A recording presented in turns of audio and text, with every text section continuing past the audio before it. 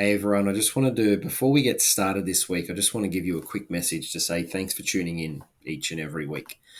I truly appreciate the emails and the messages that come through after each episode. Someone saying they got a real good, gold nugget out of it or something that's going to help them progress their golf. I've even had people come up to me at my golf course that I've never met before saying, I really like this episode or I love the show. Truly means a lot to me. If you're enjoying the show as well, I'd love for you to leave a rating or a written review wherever you listen to your podcasts. Also, a huge thank you for Titleist. They've come on board again to help sponsor the show in 2025. We've got some really good giveaways planned for this year, so stay tuned. Also, if you're serious about improving your game, Draw More Circles is a analytics tool that has partnered our show. It's an incredible tool to help you understand the real reasons why you're not scoring the way you think you should be out on the golf course. Reach out to me for pricing and details on the packages I have where we can catch up monthly via Zoom to create a structured practice plan, around your weaknesses and really help you improve. Or if you're looking for online coaching, send me an email. It's brentdalegolf@gmail.com and I'll be happy to provide more details and pricing on that. Once again, thanks for all your support and I hope you enjoyed today's episode. Welcome back to the Your Golf Performance Podcast. Today we've got a return guest, but we're doing something a little bit different. We've got Mitch Winzer over from Kentucky at the moment. We've got this will be one to sort of hit stop right now if you're listening to it in your car, and then head to YouTube once you're not driving, because we've actually got on the screen Rory McIlroy's scorecard. Obviously, the Masters app or website's absolutely phenomenal. It's got every single shot. We're going to sit here and go through every shot and have a bit of a laugh and talk through things. Mitch has caddied there multiple times for Marco Mira, who's been on the pod. And Mitch, thank you for joining us. Thanks for having me back, mate. And thank you again for getting us Mark on the podcast about a year ago. He's a phenomenal guest and a good dude. So I'm sure you learnt a lot about Augusta off a legend like that.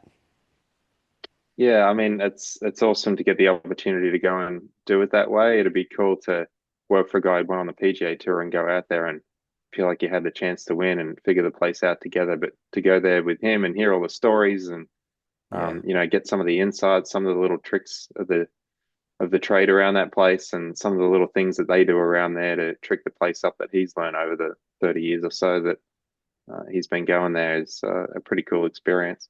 Do you reckon he started to get a little bit frustrated towards the end? Like, oh man, I used to be able to play so well here, and it's just a harder. It's obviously gotten longer as well.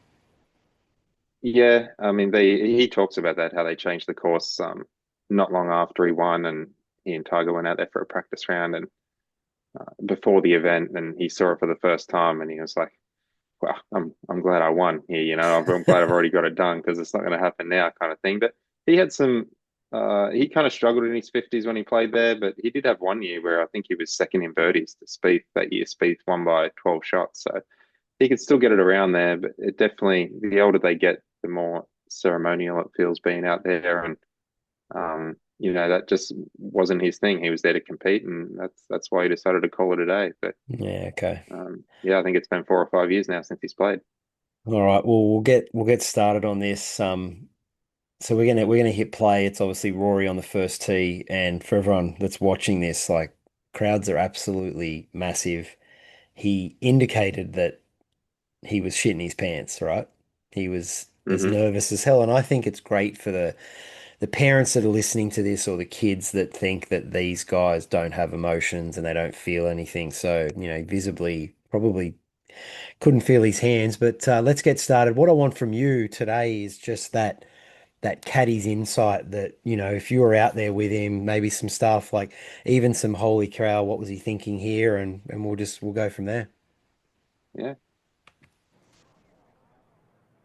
All right, so he's on So the first hole first. here, yeah, it's a lot more awkward than it looks as far as the tee shot goes. Points you a little bit left, and it's kind of awkwardly straight, but then the second shot goes a bit to the right. Obviously, he hits this one in the right trap there. Is kind of unlucky another yard, and all of a sudden he's staring down a birdie. But now your hands are ringing even more, Yeah. if it's possible, than they were standing on the first tee. obviously he pitches this one out. The interesting part that, from my perspective as a caddy, watching him play this hole is this third shot here.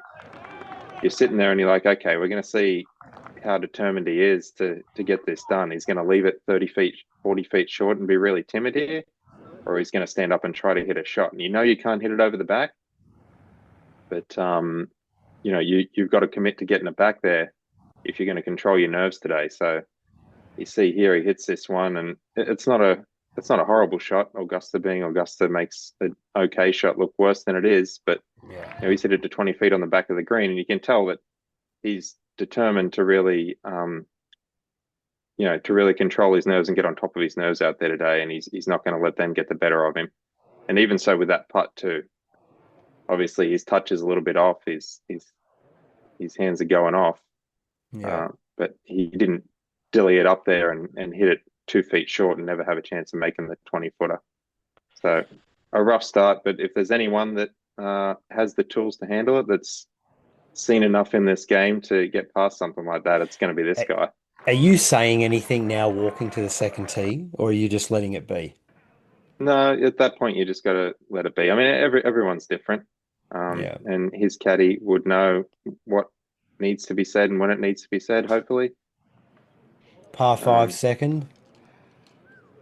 yeah. Again, another tough tee shot, one that he wouldn't think twice about being the driver that he is. But we're starting to see a bit of pattern there already, where he's a little bit quick and a bit late, but no real harm done here. He can get this out. That lip on that bunker is actually pretty high. It looks high in the shot, but it doesn't really do it justice. So to get it down there as far as he does and give himself a good look with the pitch shot here was pretty I think aggressive, and again speaks to how he's going to handle his I nerves pretty think well today. that's the thing with this golf course. It looks amazing on TV. I've been there in person, and I truly, you just don't get the undulations that are actually out there, don't do you? Like there's so many Yeah. big swales, and it's insane. Even unfortunately, I think walking around there, if you don't play it, or from my perspective, stand there with the bag and watch a guy play it from such close range, you don't realize how much of a slope they're standing on, or what's actually going on out there from shot to shot. That was a pretty good wedge shot that he hit in there. It was close to being really good, but on television it looks terrible. Yeah.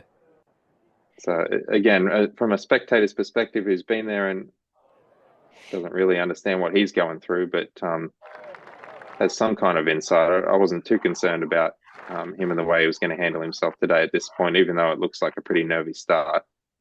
And then of course he's got Bryson, who's pretty much taken the lead off him after a few holes, Yeah. three holes or something Mm-hmm. like that. So Yeah.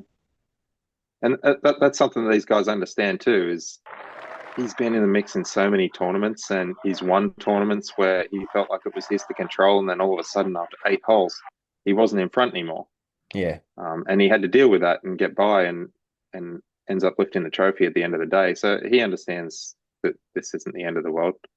But to stand up there and pipe this one, you're like, okay, now we're away. He yeah. stood up there, he made a good swing, he played aggressively down that hole. There was a lot of guys laying up to this pin today, and he knows how awkward this pitch shot he's about to have is going to be, and how on top of his nerves and his feel he's going to have to be to pull it off and not make a mess of this hole here. But he still decided to do it, and this It's a is fair bit of this is a slope really at the good shot. front of This that green, isn't there?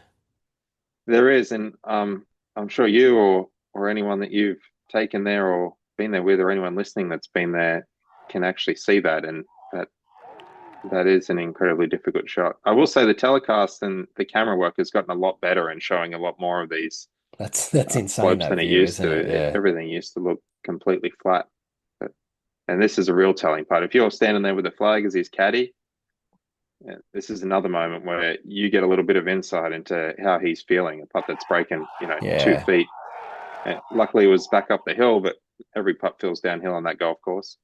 This is where I feel like he started to, he obviously hit a nice one in here and hold the putt as well. Not trying to give it away. Everyone's watched it, right? But this is where I was like, okay, he's ready now. Yeah. This You can't do this shot justice by watching it on I television. You've got know, to go and right? stand there on the tee. It feels like it's a reachable par three is what it feels like. And he just stood there and lofted this iron up for probably a 4 iron, I guess, up in the air and has hit it close there. But It's a I hard, remember the first year, second year I caddied for O'Meara there. The pin was in the back middle in the first round. He hit the most beautiful shot in there. It carried that bunker by about 3 feet. It looked like it was going to land so softly and still bounced over the back of the green. yeah, wow. So having experiences like that, you get to watch this and just be in awe of how good a shot like that was. This was some birdie. He would have paid a lot of money for this at the start of the day, Yeah, bloody walking off that oath. green with it too. But yeah, I feel like this next hole is where things start to get interesting, and little things happen in tournaments when you win or you watch other guys win. Things go their way, and when they hit bad shots, they get good breaks or those bad shots that uh, should lead them to trouble, provide them with an opportunity to do something great. Yep. And this is the first of a handful of opportunities he got today after 4 swings, where a lot of times you'd be crawling in under a magnolia bush over there to try and get it back into the fairway. And he gets down there and has a gap that, maybe a lot of the guys in the field might not have been able to utilize the gap. But Yeah. he's obviously one of the most talented guys to ever play the game. And he saw his window and he took it. And this was a great shot. This is one I'm sure he'll remember forever. Yeah. You can just see Looks on like he his wasn't too face. happy with it. Yeah. So I sort of thought at one point, oh, it's going to end up in the bunker, but obviously it pulled up from there and he But managed. he and his caddy know, obviously, they've been there so much and they're so well prepared that they know where they can afford to miss it there. And Yeah. missing it short of the green to that pin, you leave yourself with an opportunity to chip or putt the next one off the green. So being just through the back, if the situation even allowed him to get it that far, which obviously it did, was going to be fine. So they wouldn't have been too stressed out if it ended up in that back bunker So to that so flag. so as a caddy, you guys are out there, Monday, Tuesday, Wednesday at most tournaments, sort of prepping for that sort of stuff. Are you picking the spots around the green? It's like, well, if we get ourselves in trouble, this is actually not a bad miss.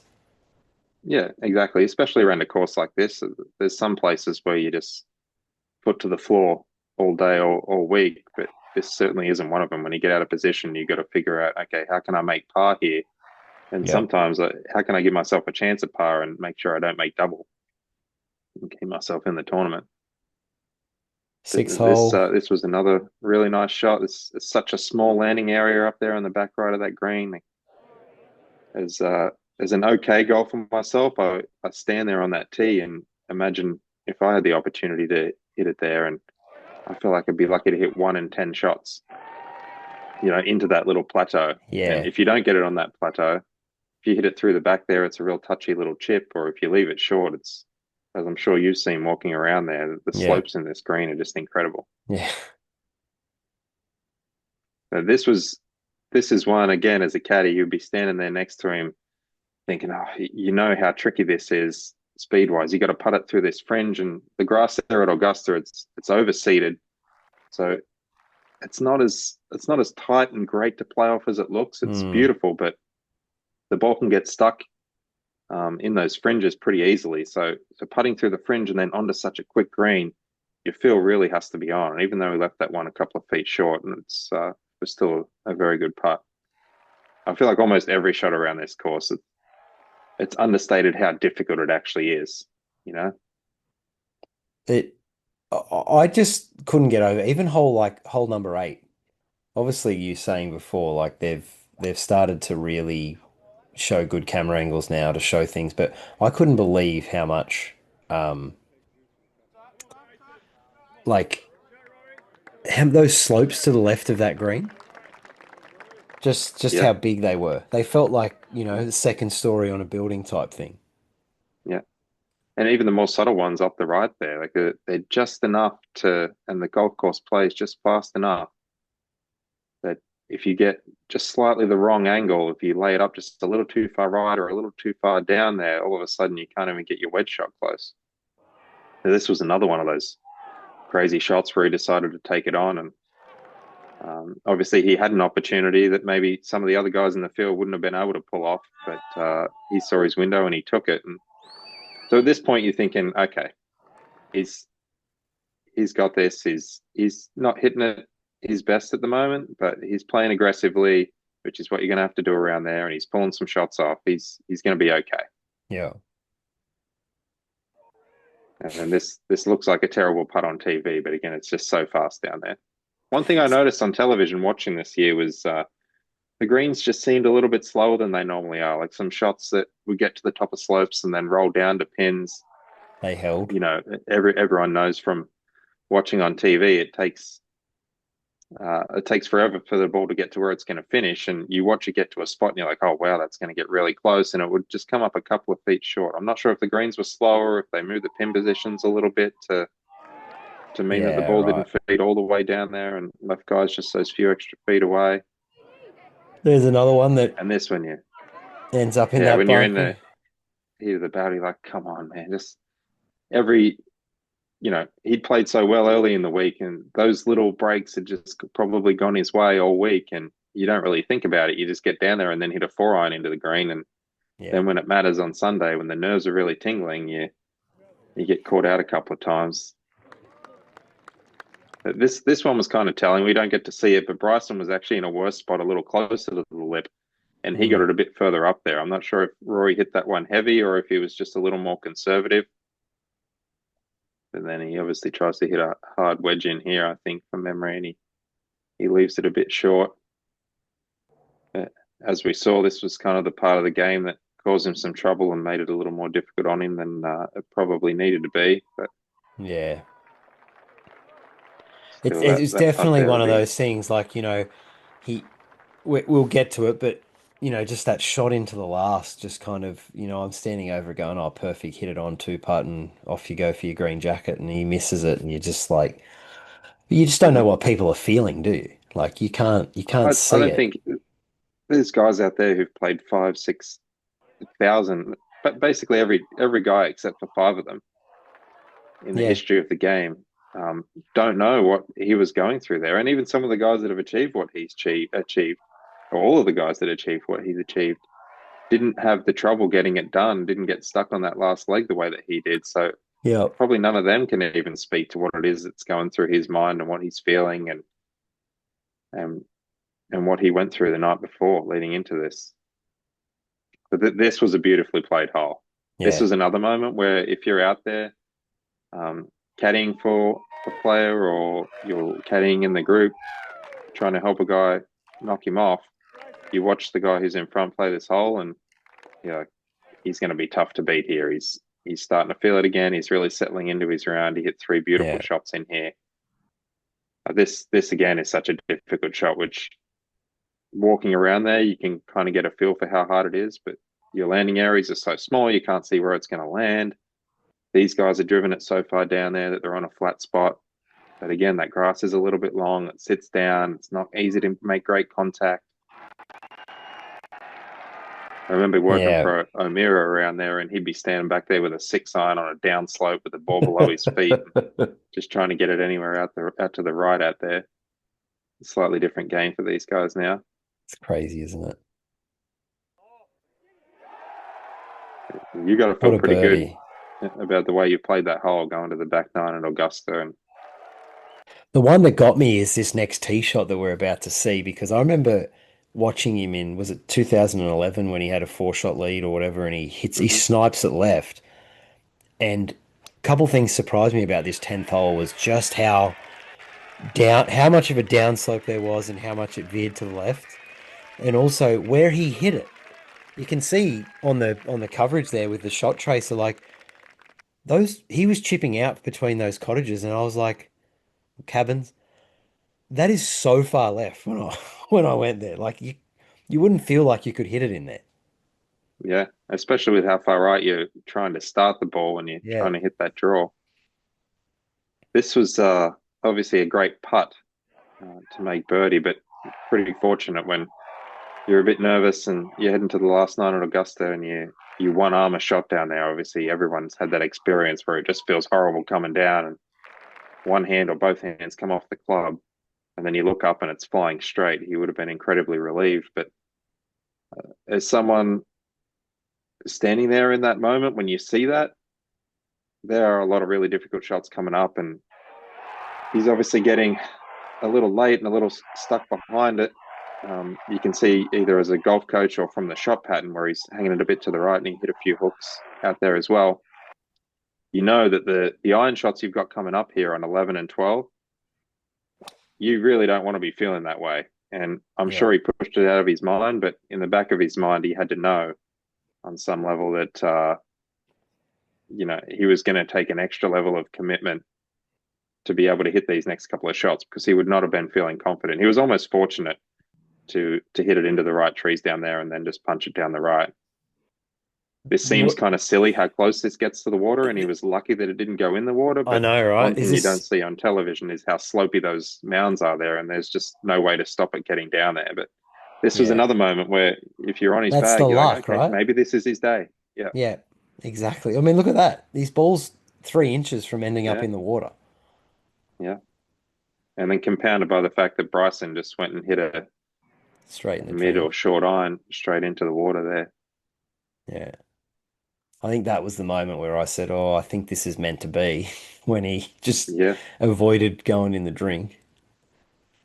And as a player or a caddy, when you get those breaks, you can't think like that. But when you look back on those events, there are always moments like that either decide tournaments or help you along the way to a victory that you put a lot of stock in after the fact. Yeah. This is such a difficult shot. I mean, everyone's seen it on TV. A lot of people have been there. It's the first place you go when you get to this golf course. Feels magic. Yeah, and it's not like he hits this close or anything, but just to get it on the green in the moment with everything going on, with the way he was probably feeling about his swing at this point in time, to pull that shot off, this was where you're like, okay, now we're getting there. This guy's the best driver of the golf ball ever. Perhaps he's got 2 par 5s to come. He just rolls that down there for a tap in 2-putt, and you could basically write this tournament off. And almost to the point where I felt like it could have turned into a non-event here, and we will be talking about it because of what Rory achieved, but we wouldn't be talking about how crazy this day was and how great the theatre was. If he'd gone on to finish off the tournament, how he would have expected himself to. Yeah. And this is a tricky little part. One of the beautiful things about this place is if you're lucky enough to go over on this green, you stand there, and when something happens, someone makes a putt or hits a great shot, there's a delay between the crowd clapping and you hearing it. It's something that you don't get to experience as a patron there. It's pretty cool. Your golf ball is the most technologically advanced, or it's not. Your golf ball is either the most consistent, or it's not.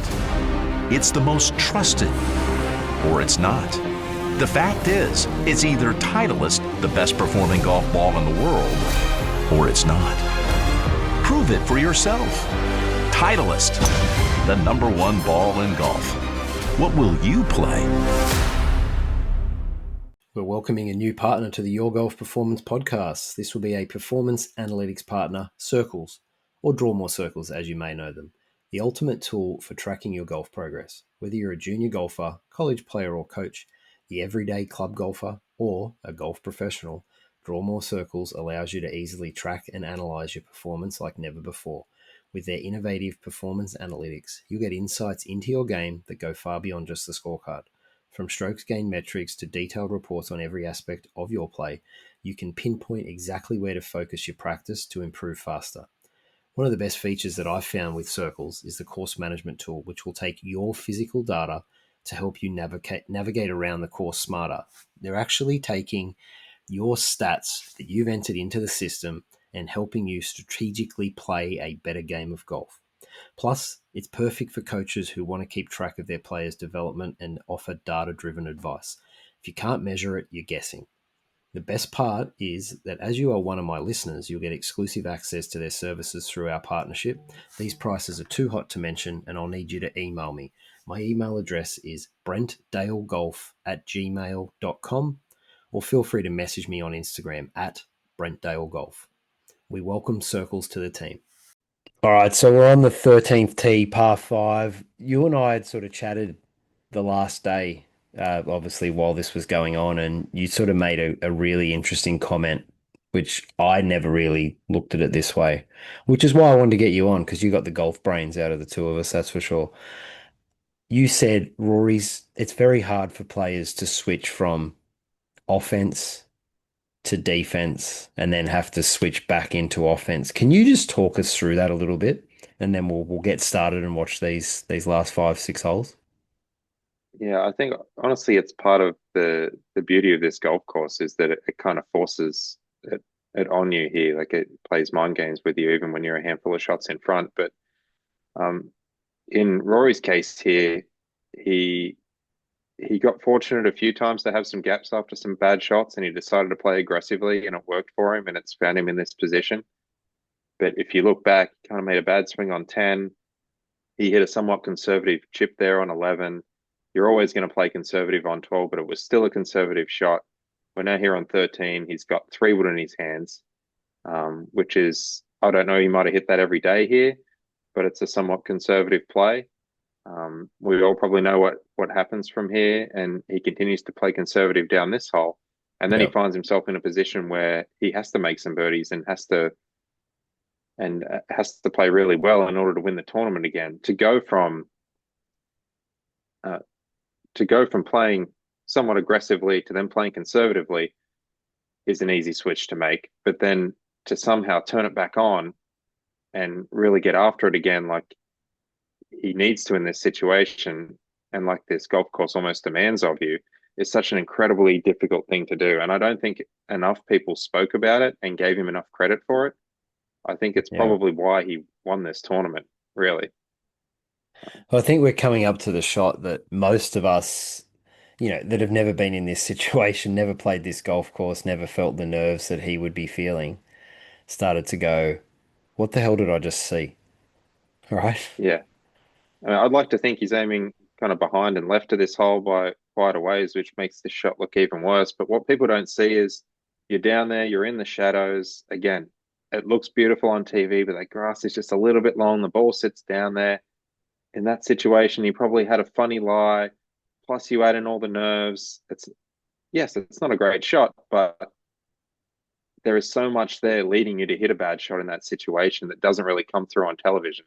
Hmm. And I feel like that's why he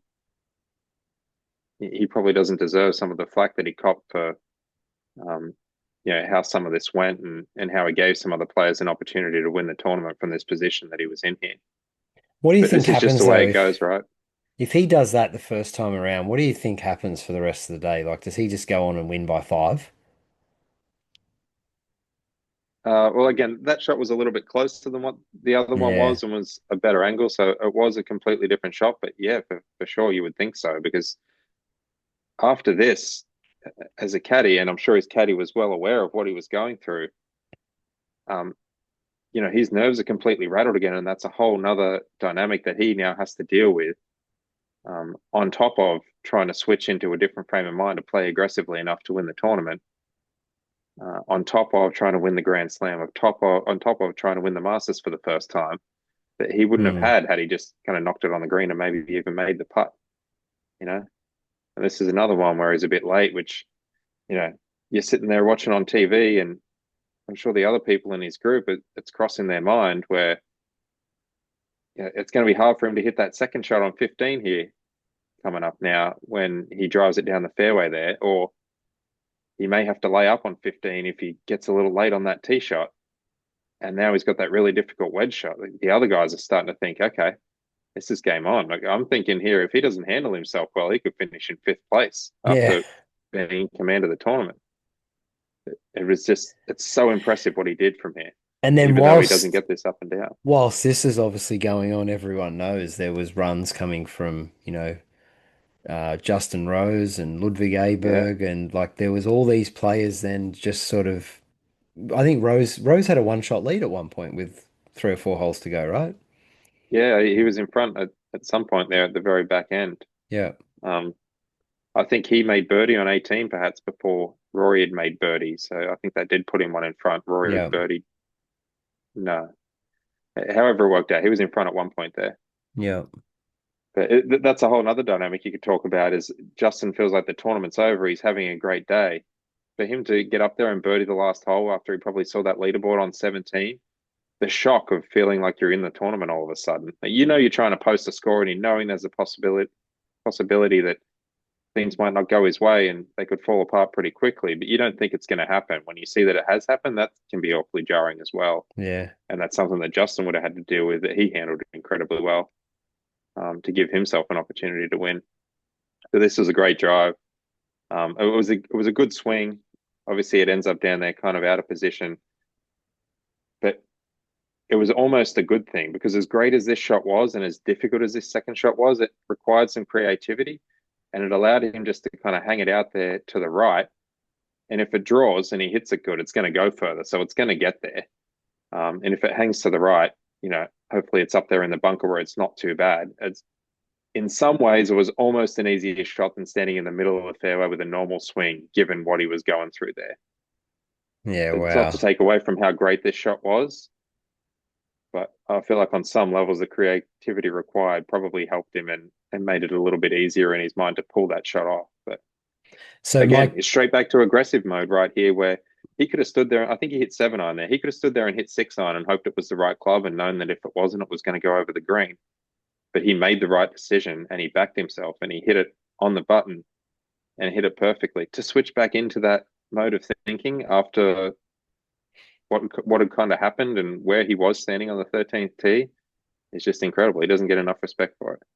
my kids had asked for breakfast at that point, obviously early in the morning, and I kind of actually missed the shot and saw it land and went, holy cow. But I didn't know where it had come from and how, phenomenal it was. Yeah. So obviously, this was a great putt. It would have been a great putt to make. Someone But in the this crowd rattles just the nerves as yelled, well. You walk I off knew there with it. a birdie. Yeah. Yeah. You walk off there with a birdie, and it takes so much to push it out of your mind the next time you have an opportunity. And we kind of see it play out that way over the last few holes. But then this shot on 16, obviously we're used to seeing that back left flag. This is such a difficult pin, just as if not more difficult than the back right flag. To stand up there and actually hit it back there and not just kind of hit it a little left of the hole and short and have it come back down the slope and take the putt was really ballsy. And Unbelievable golf shot. to be able to execute again off the back of everything that's happened is just shows incredible mental strength. I feel like at this point, there was a point there where I felt like he probably didn't deserve to win off the back of some of the things that had happened today.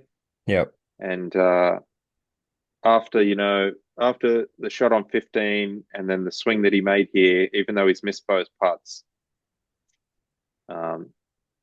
we'll see him play the 17th hole really well. You're like, okay, Augusta made him earn it. He definitely does deserve it at this point. And it was just the roller coaster that we were on all day, right? You don't know what's going to happen. You don't know who does deserve to win. You feel like it was Rory's to win, and he's kind of thrown it away and allowed people back into the tournament when they shouldn't have been. It was one of the better, probably the best Masters I've watched. I mean, I loved 2019, but just the twos and fros, and you didn't know who was winning, and I'm yelling at Rory, and this shot here was unreal. Yeah, there's a lot that goes into this shot too, because he's standing there on an upslope again. The lies aren't always perfect. He's in between clubs. I think he ends up hitting 8-iron really hard here, which, as you know better than anyone, can be a hard shot to pull off an upslope. Mm. And I guess he thought it didn't get there, but for once today, it finally kind of crept that extra yard that he needed. He missed out on those drives on the front nine that cost him some, but that one went his way. And then this wasn't a super long putt. I guess this is 3.5, 4 feet, but I'll guarantee you his nerves are rattling for more reasons than one. That was well done to make that, and then to stand up here on the last hole and bust driver down there. I'm sure everyone's thinking the same thing. They're like, "Oh, finally, it's done. It's over." But Yeah. if you've been there, if you've stood in those fairways, they're slopey, and that 18th green is only half the size that it looks on television, and you can't afford to miss that wedge shot left. And not having your best stuff today, as he didn't at certain times, it's hard to commit to hitting the shot that he needed to hit here for his second and take the tournament for his, and Honestly, he failed to do so. at this point, I'm going, all right, perfect. He's just going to hit this in the middle of the green and two putt and put his jacket on. I think all these guys are so good, and we're so used to seeing them, just hit it on this green. But you stand there in that fairway, or maybe you Yeah, stand behind that green as a spectator, and you're surprised at how small it actually is. It looks way bigger on television than it yeah. actually is. Could you That im does look terrible, and it was a bad shot for what is a Hall of Fame golfer. But can, you can see how it happens. can you imagine the feeling though that he would have there walking up that fairway, going, "Oh my God, all I have to do is get it on the green and two putt." Look at him, there he Yeah, goes. yeah, He's he's probably thinking that yeah. right now, and yeah. And again, But I think the commentators said that this was not a difficult bunker shot, and for this caliber of player, for all these guys that are here in this event, fortunate that he's on the upslope here makes it a little bit easier. But the first 10 feet of that green is still downhill, and it still runs away off the other side of the green. It's still a bunker shot out of fluffy sand where it's hard to spin it, yeah, and there's still all that pressure of the Masters to hit it down there to 4 or 5 feet or whatever he did was again probably better than it comes across on television. And I'll bet everyone in the world was just praying that he made this. And it really didn't look like a horrible stroke. It just maybe pulled it a little bit or aimed a little bit further left than he should have.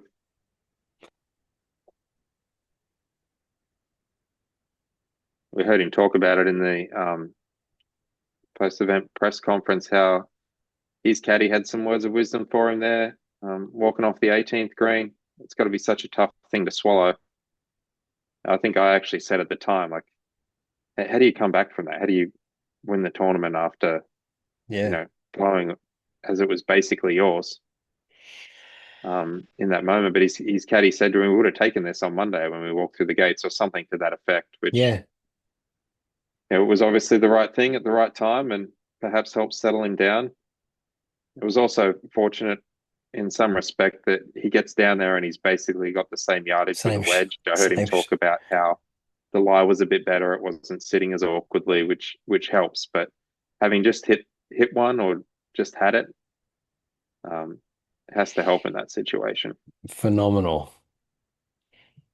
And then obviously I'm sitting here going, well, if Justin Rose holds this putt just got twice as long, but For thankfully sure. he And it's no missed. And snack. Yeah.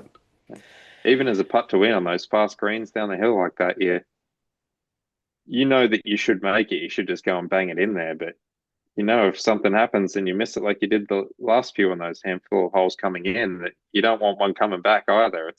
There's just so much at play that would go through a normal person's mind, and perhaps even goes through his mind, that he has to push out in order to allow himself to do what he did there today. yeah. Mate, some phenomenal insights there from someone who's caddied it, someone who's regularly out on the tour. So we appreciate you coming on and having a bit of a chat and talking us through it. And you know what? It's one of those things where, your golfing brain, we've known each other 20 plus years now, and your golfing brain is phenomenal. Just the way I'm sitting there watching the golf tournament and admiring the flowers and the trees and this and that, and you're dissecting it in your head about like him going from defense to offense, back to defense, and you're sitting there, you said you watched this with your old man, and you're out the back and it was on the big TV, and you know, you were predicting, we chatted about this off air, like, you were saying, well, where this guy's hit this shot, the green's going to do this, and, bang, bang, bang. Next minute, it's happening. So I think the way you've always thought about golf is phenomenal. So you're always that person I love picking their brain.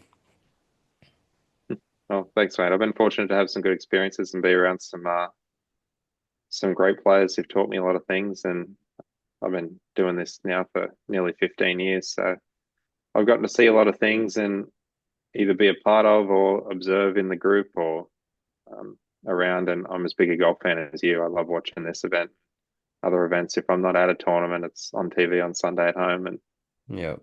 I just love learning about it. And yeah, it's been a great journey. So I'll keep up the good work, and we'll get you back on next year and go do this again. We'll make it a yearly thing. hopefully it's just as exciting. It's Yeah. funny how Rory, in his interview or in his speech there, after he's just achieved one of the greatest things in golf, not 15 minutes ago, was already talking about coming back next year and pulling it off again. Yeah. It's just funny how these guys think. It's also You or I would funny. just be, Yeah. It's funny how the golfing world now reacts because it's gone from, oh, he's never going to win the Masters to now, well, he could win all four of this year. You yeah, know, what's the golf course what's the he's won there before? Quail Hollow, Quail is it? Hollow. Yep. Right. Yeah, And they then got they're the PGA this year. talking about Portrush, so it's in Ireland for the Open, and it's just like, is that right? Is that Portrush? Yeah. It is, And yeah. and so Which would all a lot has to happen to get to this point, but he would, if it did happen, he would complete the career Grand Slam at Royal Portrush. Sorry, the the Rory Slam, Grant, I guess you would call it yeah, this year at I, Portrush, which would be incredible. all four in a calendar year, the actual Grand Yeah. Slam. Someone pulled him up on that because he put on his Instagram page Grand Slam winner, and someone said it's career Grand Slam. So Mm, yeah. anyway, Nothing like mate, keeping him in check. It's yeah, funny how people are just they're quick to be critical and quick to be armchair experts. I hope that, you know, today we just got a little bit of insight into how difficult this place actually is and how difficult this game is and yeah, what you've got to overcome to actually win a tournament. I don't think it gets enough respect, and I think sometimes people and the media can be a little tough on these guys. yeah. No, I completely. Well, you're right. There's a lot of writers and journalists that have never competed at this level, and they're just here to, I guess, get people downloading their episode or downloading or clicking on their link, and it's clickbait. Hmm. So, Yeah, all right, mate. I appreciate you taking the time, and we'll chat soon. yeah. Thanks for having us. Yeah.